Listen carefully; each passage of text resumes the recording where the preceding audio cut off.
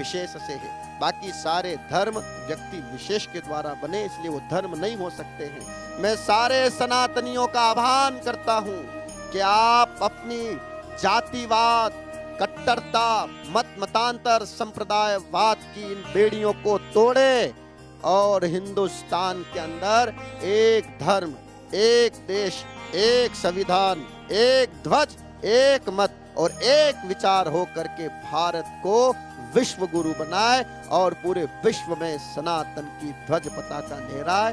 इसी के साथ आप सबको मेरा कोटि कोटि प्रणाम। सभी संपूर्ण सृष्टि की हवा एक है, संपूर्ण सृष्टि में जल एक है, संपूर्ण पृथ्वी पर अग्नि एक है, संपूर्ण सृष्टि में आकाश एक है।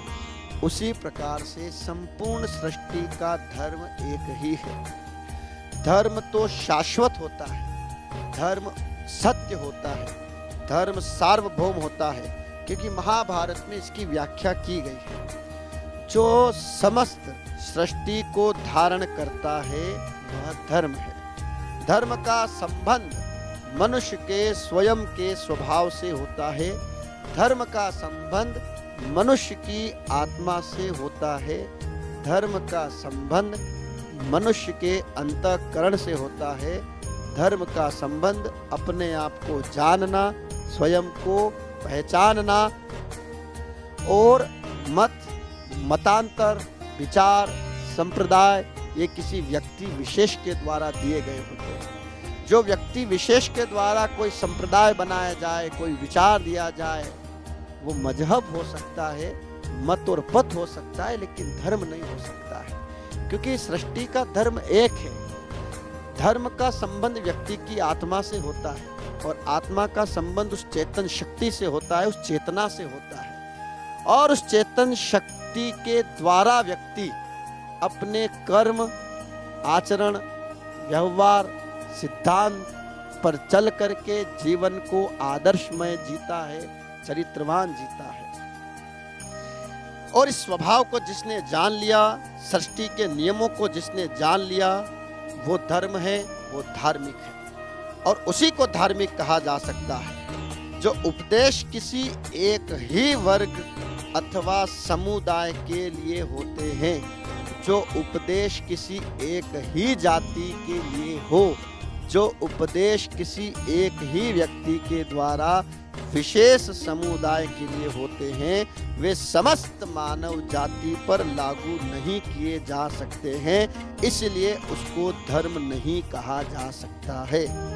उसे संप्रदाय कह सकते हैं, मतांतर कह सकते हैं, वाद कह सकते हैं, मजहब कह सकते हैं, लेकिन धर्म नहीं। ये सभी मजहब, संप्रदाय अपनी संकीर्णता के कारण धर्म के मूल स्वरूप को ही विकृत कर देते हैं, क्योंकि अपनी मान्यता को जो विशेष महत्व देता है, केवल अपनी मान्यता को श्रेष्ठ मानता है और अपनी मान्यता को ही सबसे श्रेष्ठ साबित करने के लिए किसी भी हद तक जो जाता है वो धार्मिक नहीं हो सकता है। धर्म तो करुणा सिखाता है, धर्म प्रेम सिखाता है, धर्म दया सिखाता है, धर्म आचरण सिखाता है, धर्म जीवन जीने की एक कला का नाम है।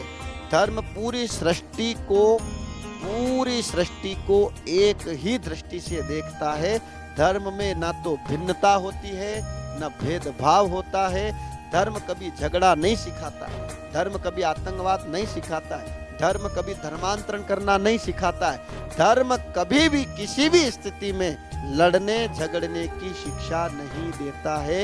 इसीलिए मेरा मानना है कि विश्व का सबसे प्राचीन श्रेष्ठ अगर कोई धर्म है, सृष्टि का अगर कोई धर्म है, तो वो सनातन है। सनातन का अर्थ ही यही है कि जो सत्य है, सार्वभौम है, शाश्वत है, परंपरागत तरीके से जो चला आ रहा है, वो सनातन है।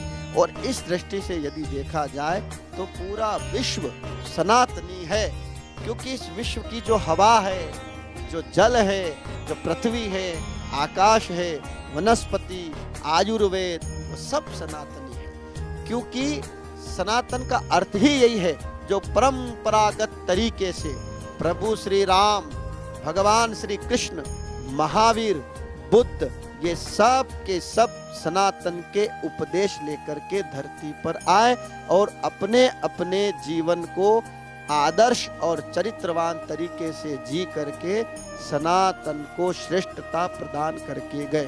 धर्म ज्ञान है, धर्म विज्ञान है, धर्म भक्ति है, धर्म शक्ति है, धर्म विकास है, धर्म प्रगति है, धर्म अनुशासन है, धर्म साधना है, धर्म साध्य है, धर्म साधन है, धर्म उपासना है, धर्म श्रद्धा है, धर्म आस्था है, धर्म जोड़ने की विधि है, धर्म समग्र का जोड़ है, धर्म सृष्टि का नियम है, धर्म योग है, धर्म जीवन है, धर्म भोग है, धर्म ही त्याग है, धर्म प्रकृति है, धर्म कर्तव्य है, धर्म पुरुषार्थ है, धर्म ही कर्म है, धर्म विचार है, धर्म संपन्नता है, धर्म नैतिकता है, धर्म जीवन का आदर्श है, धर्म अहिंसा है, धर्म प्रेम है, धर्म करुणा है, धर्म दया है, धर्म अनुशासन है,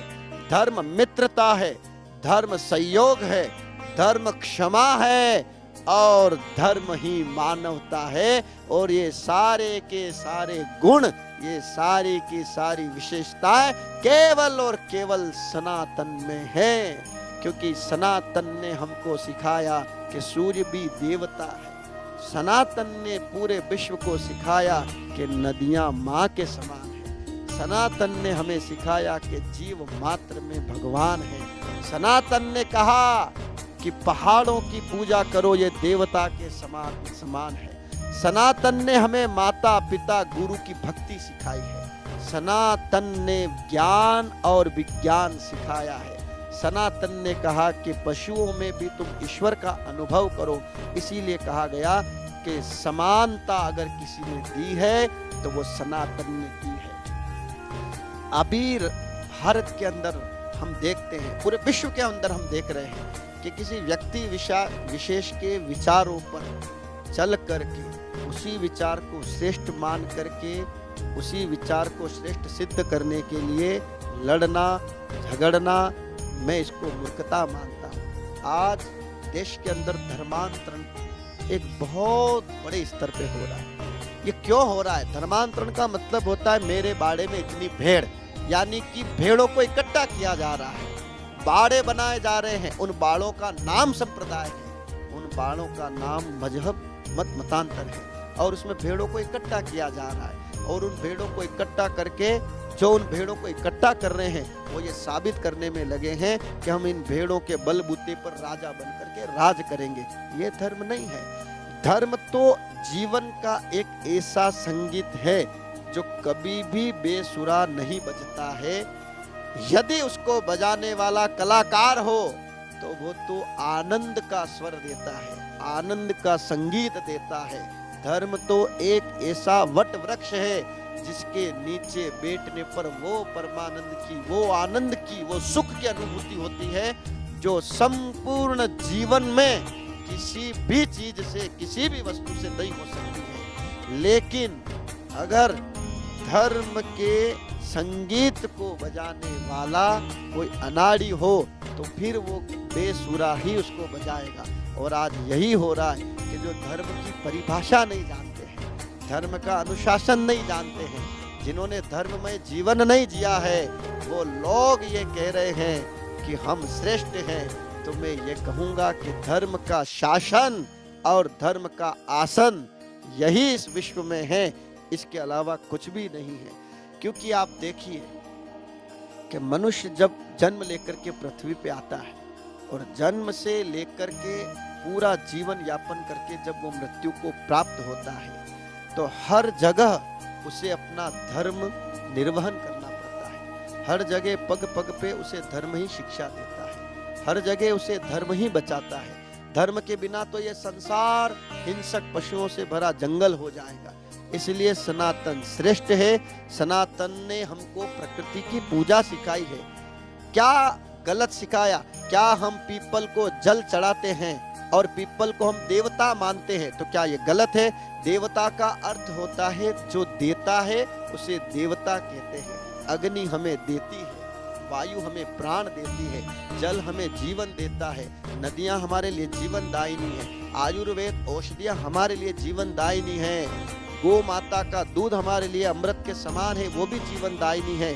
जीवन को प्राप्त होने वाली हर वो वस्तु जो हमें प्रकृति के द्वारा प्राप्त होती है उसको हम देवता मानते हैं। मनुष्य के जीवन में जो कुछ भी आता है वो प्रकृति के द्वारा आता है। इसीलिए सनातन ने हमको प्रकृति की पूजा सिखाई।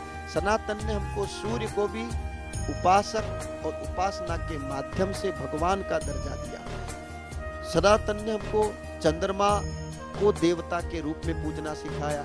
सनातन ने हमको अपने माता पिता के अंदर भी भगवान का दर्जा सिखाया। सनातन ने गुरु के अंदर भी भगवान का दर्जा हमें दिखाया। तो सनातन ने तो हमेशा ये घोषणा करी है कि सृष्टि का प्रत्येक जीव भगवान का अंश है। पूरी सृष्टि भगवानमय है। पूरी सृष्टि को एक पूरे विश्व को एक मूर्ति के रूप में सनातन ने हमें पूजना सिखाया है। और आज मैं ये दावे के साथ कह सकता हूँ कि पूरे विश्व का प्राणी और उसकी आत्मा सनातनमय है।